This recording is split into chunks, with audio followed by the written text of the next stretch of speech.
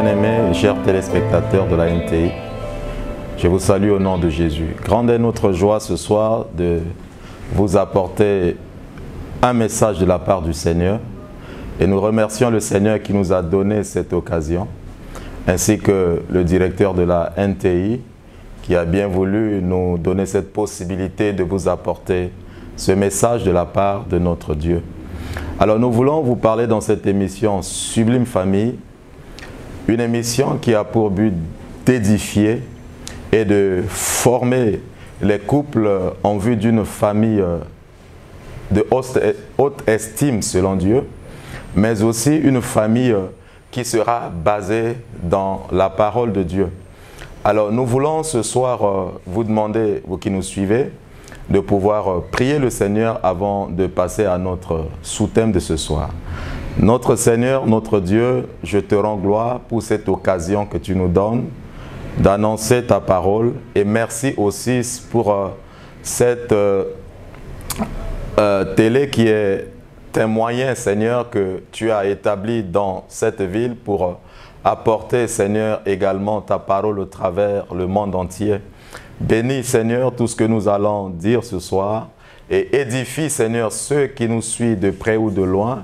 Que ta grâce visite les familles et que, Seigneur, ces moments restent un moment béni pour chacun au nom de Jésus.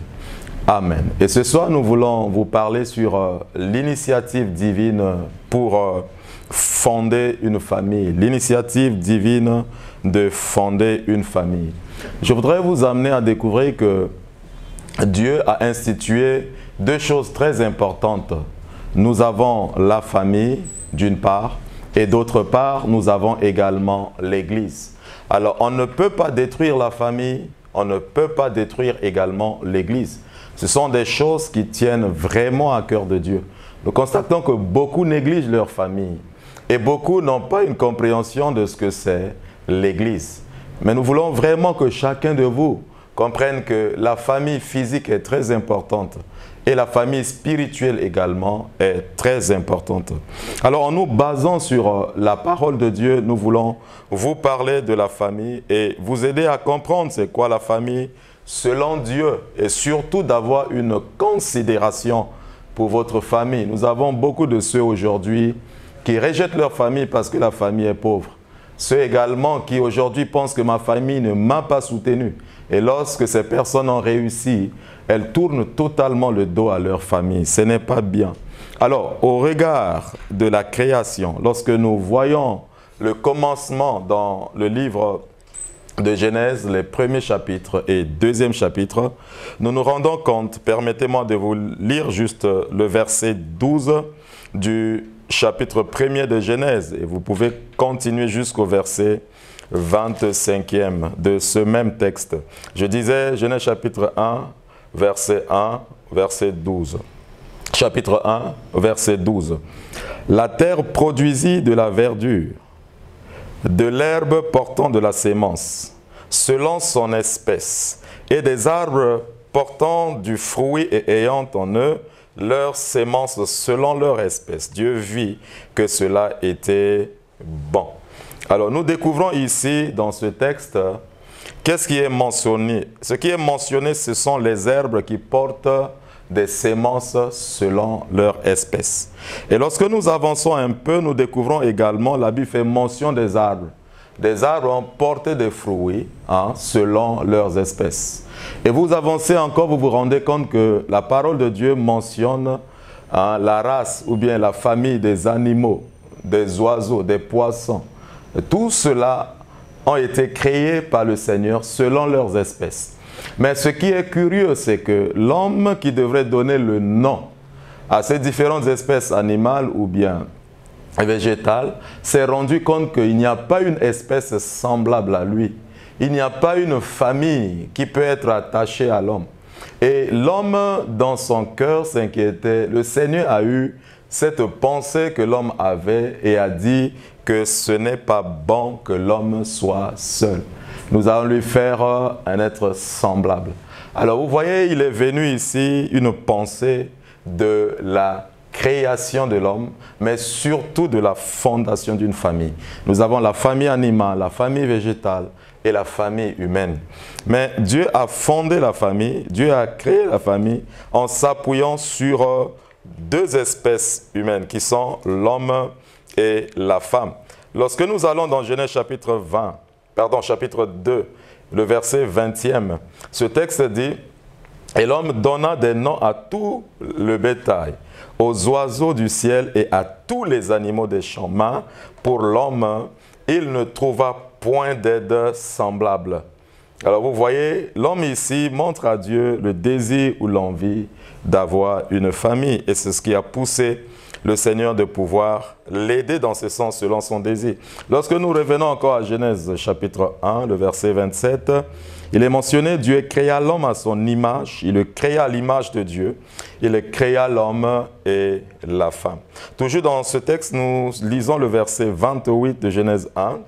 Dieu les bénit et Dieu leur dit, soyez féconds, multipliez, remplissez la terre et l'assujettissez et dominez sur les poissons de la mer, sur les oiseaux du ciel et sur tout animal qui se met sur la terre.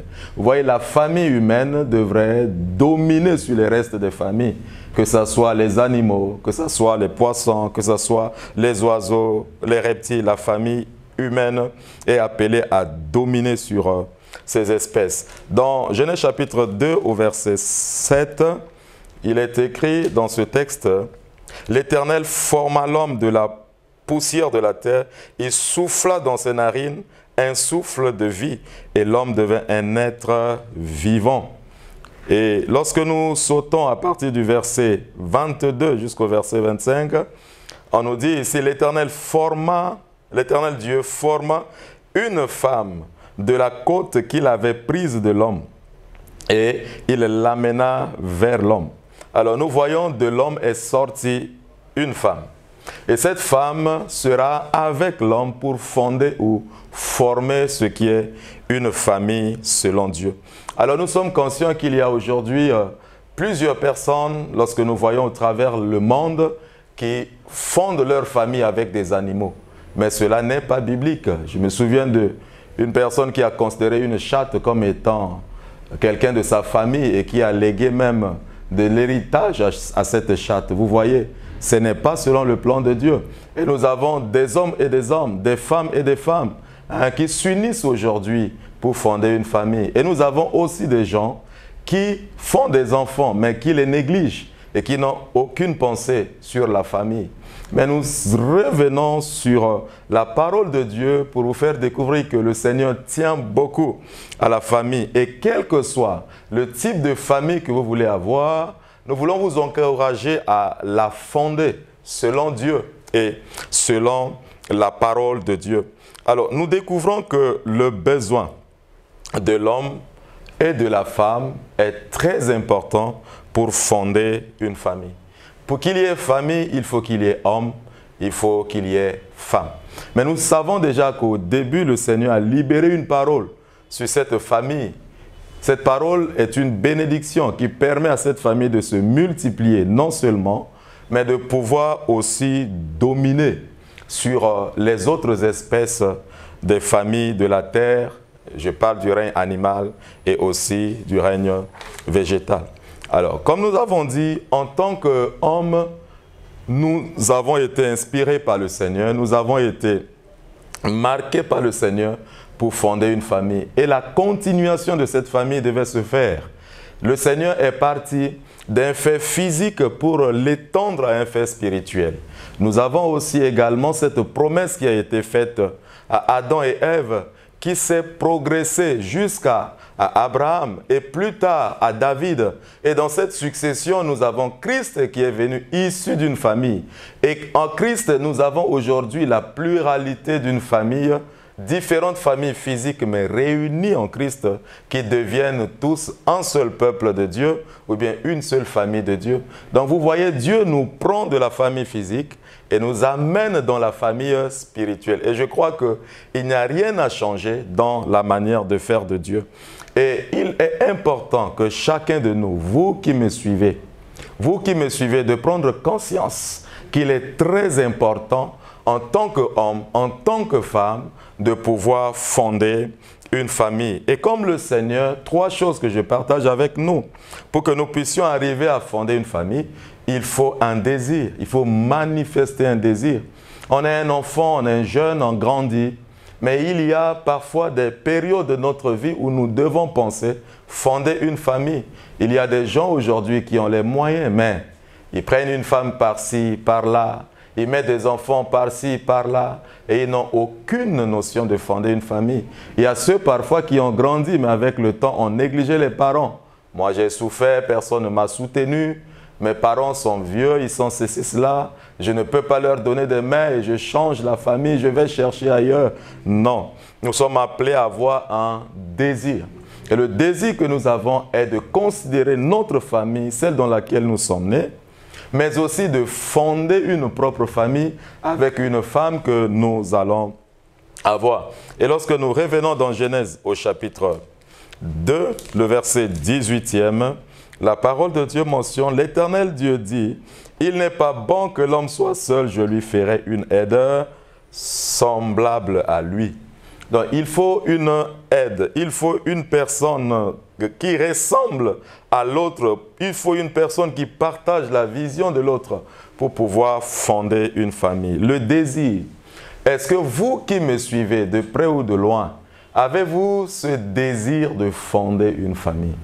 On ne peut pas vivre ou marcher sans pour autant avoir une pensée de fonder une famille. Et je prie que Dieu communique à quelqu'un ce soir la volonté ou le désir de fonder une famille. Et la deuxième des choses, c'est la capacité de faire un bon choix. La capacité. Vous savez, aujourd'hui, les gens s'intéressent aux autres parce qu'ils sont dans une famille riche, parce qu'il travaille, parce qu'il a l'argent, parce qu'il est ceci, cela. L'amour n'est pas basé sur toutes ces choses. Vous allez vous marier avec une femme qui est belle, mais elle va vieillir demain. Et qu'est-ce que vous direz? Vous allez vous marier à un homme qui a beaucoup de moyens, mais il arrivera un jour qu'il perd ses moyens. Vous allez dire quoi? Donc vous voyez, il faut avoir cette capacité, comme le Seigneur, de pouvoir faire le choix d'un conjoint. Et le choix est basé sur plusieurs choses peut-être, mais nous verrons cela plus tard. Et nous voyons que dans ce texte, au chapitre 2 toujours, je prends à partir du verset 23 de Genèse, et l'homme dit, « Voici, cette fois-ci, celle qui est l'os de mes os, la chair de ma chair, et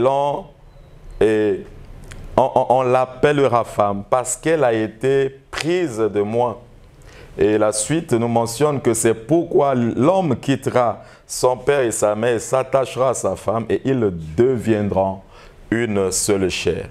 Alors l'homme, quand il a vu, permettez-moi le terme, c'est Dieu qui a pris une côte de lui pour faire une femme. Mais l'homme, comme créé à l'image de Dieu, il pouvait dire oui ou non. Il pouvait refuser cette femme que Dieu a créée. Mais l'homme a manifesté également sa capacité de pouvoir choisir cette femme que Dieu lui a donnée. Et il a dit, voici la chair de ma chair. Alors, nous avons beaucoup de cas, des gens qui ont du mal à faire un choix. Et vous voyez également dans l'histoire d'Abraham, Abraham avait envoyé son serviteur d'aller choisir une femme, mais dans sa famille, il y a un critère là. Parce qu'il avait une alliance avec le Seigneur. La femme qui viendrait devrait être une femme qui peut comprendre sa mission. Alors vous voyez aujourd'hui, beaucoup de gens choisissent les femmes par rapport à leur beauté. Imaginez quelqu'un qui est appelé à diriger une entreprise. Il va prendre une femme qui ne sera pas capable de l'aider dans sa vision de faire. Il y aura des problèmes dans leur famille. Imaginez également une femme qui veut travailler, mais elle s'attache à un homme qui ne veut pas de son épanouissement. Qu'est-ce que cela va créer? Mais chacun doit manifester sa capacité de faire le choix. Et je voudrais aussi dire à tous les hommes de Dieu, nous pouvons conseiller les gens dans leur choix, mais nous n'avons pas le droit d'imposer le choix à une femme ou à un homme dans nos assemblées. Et à tous aussi, Ne laissez pas les parents, ne laissez pas les amis. On peut faire des propositions, mais chacun doit manifester sa capacité de pouvoir faire un choix. Alors, le troisième élément, nous avons aussi, si nous voulons fonder une famille selon Dieu, il faudrait réunir les conditions nécessaires. Il faut réunir les conditions. Et vous voyez, lorsque nous lisons la Bible, nous découvrons, Genèse chapitre 2, au verset 8, la Bible dit dans ce texte, « Puis l'Éternel Dieu plaça l'homme... » Non, « Puis l'Éternel Dieu plaça un jardin en Éden, du côté de l'Orient, et il y mit l'homme qu'il avait formé. » Lorsque nous allons au verset 15, nous découvrons autre chose que la Bible ajoute. « L'Éternel Dieu prit l'homme et le plaça dans le jardin d'Éden pour le cultiver et pour le garder. » Alors, vous voyez, nous ne pouvons pas nous lancer dans une famille, dans la pensée de fonder une famille, sans pour autant réunir les conditions. Et le Seigneur a réuni les conditions pour l'homme. Le Seigneur a préparé un jardin. Il a pris l'homme qu'il a créé, il l'a mis dans ce jardin. Mais nous voyons déjà au début, le Seigneur donne à l'homme le travail, la possibilité de faire quelque chose, d'avoir quelque chose, pour qu'à l'avenir, l'homme soit capable de nourrir sa famille. On ne peut pas se lever aujourd'hui par des sentiments, par des pensées, pour aller fonder une famille si nous ne réunissons pas les conditions. Et j'interpelle chaque téléspectateur, chaque bien-aimé, de ne pas négliger la notion du travail. Allez chercher du travail. Faites quelque chose qui peut vous apporter afin que vous soyez capable. Ça fait mal de voir les gens qui sont dans une famille, mais pris en charge encore par leurs parents. Hein, le papa, la vieille maman, à la fin de sa vie, nourrit encore son petit-fils ou sa petite-fille. Ça fait tellement mal. Lorsque nous voulons fonder une famille, nous devons également réunir les conditions. Et le Seigneur nous montre cet exemple dans sa parole. Et vous voyez plus tard dans Genèse 3, au verset 24, la Bible mentionne, c'est ainsi qu'il chassa Adam. Et il le mit à l'orient du jardin d'Éden des chérubins, qui agitait de l'épée flamboyante pour garder le chemin de l'arbre de vie. À partir du verset 1er du chapitre 4, Adam connut Ève sa femme, elle conçut et enfanta Caïn, et elle dit, « J'ai formé un homme avec l'aide de l'Éternel. » Elle enfanta encore son frère Abel. Abel fut berger et Caïn fut laboureur. Vous voyez, ils ont été déportés du jardin d'Éden, mais en dehors du jardin, l'homme a compris que Dieu m'a donné la possibilité de travailler. Il est allé cultiver et labourer la terre pour pouvoir nourrir sa famille. Les deux enfants qu'il a mis au monde au début se sont aussi évertués à faire quelque chose. L'un est allé cultiver la terre comme son père et l'autre est allé paître les troupeaux. Donc il est devenu un berger, vous voyez. Et au fur et à mesure, leur famille pouvait être soutenue parce qu'ils ont réuni d'une part ou d'autre une condition. Alors je voudrais nous rappeler et nous exhorter qu'il est très important dans la vie de tenir à la famille. Et je crois que vous m'avez écouté. Au travers de cette exhortation, nous voulons que chacun de nous prenne conscience. Le Seigneur veut que vous manifestiez ce désir de pouvoir fonder une famille. Le Seigneur vous donne toutes les capacités nécessaires à ne pas vous laisser influencer, mais à faire le choix de votre partenaire, de votre conjoint. Et le Seigneur veut aussi que vous puissiez réunir les conditions nécessaires pour pouvoir mettre votre famille, vos enfants à l'avenir, votre femme ou votre mari dans de bonnes conditions. Puisse le Seigneur vous bénir et puisse le Seigneur manifester pleinement sa grâce et sa bonté dans chacune de votre vie et dans chacune de votre famille. Nous voulons prier avec quelques familles ce soir. Peut-être vous nous avez suivis, vous avez écouté, vous avez été touchés. Je voudrais tout simplement demander le Seigneur de se manifester pour changer quelque chose dans ta famille. Je ne sais pas dans quelle famille tu es, comment est papa, comment est maman. Je ne sais pas, peut-être que tu es fatigué de ta famille aujourd'hui. Tu as envie d'abandonner, de quitter. Mais ce soir, je crois que la main du Seigneur va toucher ta famille.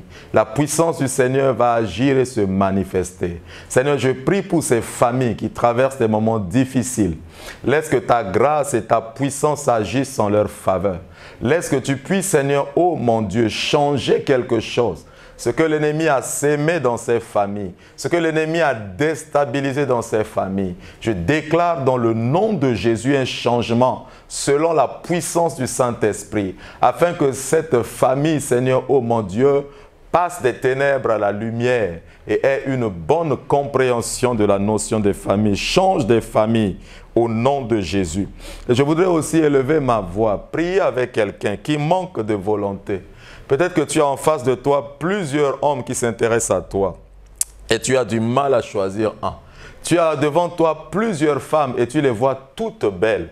Je suis convaincu que le Seigneur va te montrer la personne qu'il te faut. Et maintenant, si tu le crois, de loin où tu es, en train de nous suivre, nous allons prier.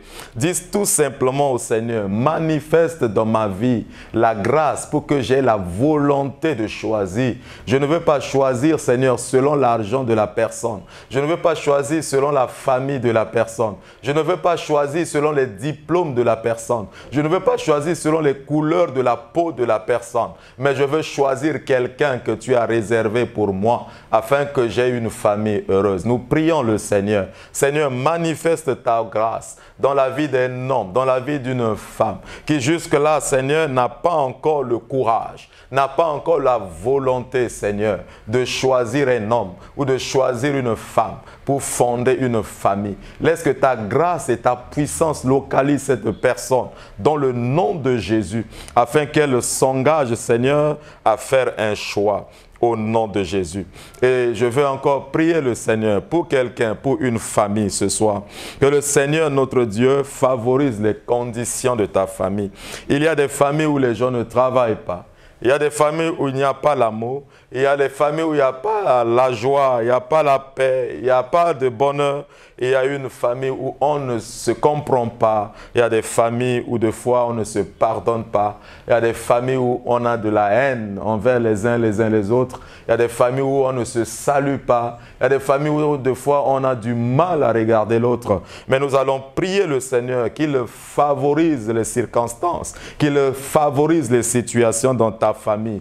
Quel que soit ce qu'est ta famille ce soir, le Seigneur, notre Dieu, est capable de rendre les choses meilleures dans ta famille.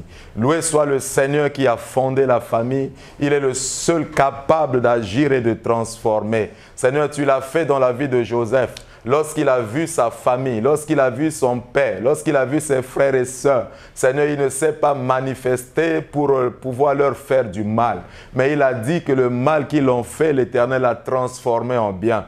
Et ce soir, je déclare dans une famille où le mal a été consumé, que l'Éternel transforme cela en bien. Répand la grâce de Dieu dans les familles. Change les conditions, les circonstances dans les familles. Et fais en sorte, Seigneur, oh mon Dieu, qu'il y ait dans la famille la joie, la paix, l'amour, le bonheur, le pardon, la compréhension. Ô Dieu des armées, merci. Laisse que le règne du diable dans les familles lâche prise au nom de Jésus et que le règne du Seigneur et sa bénédiction localise ta famille, localise ta vie. Au nom de Jésus, merci. Nous rendons gloire au Seigneur pour ces moments que nous venons de passer. Puisse le Seigneur vous bénir. Shalom. Shalom, shalom.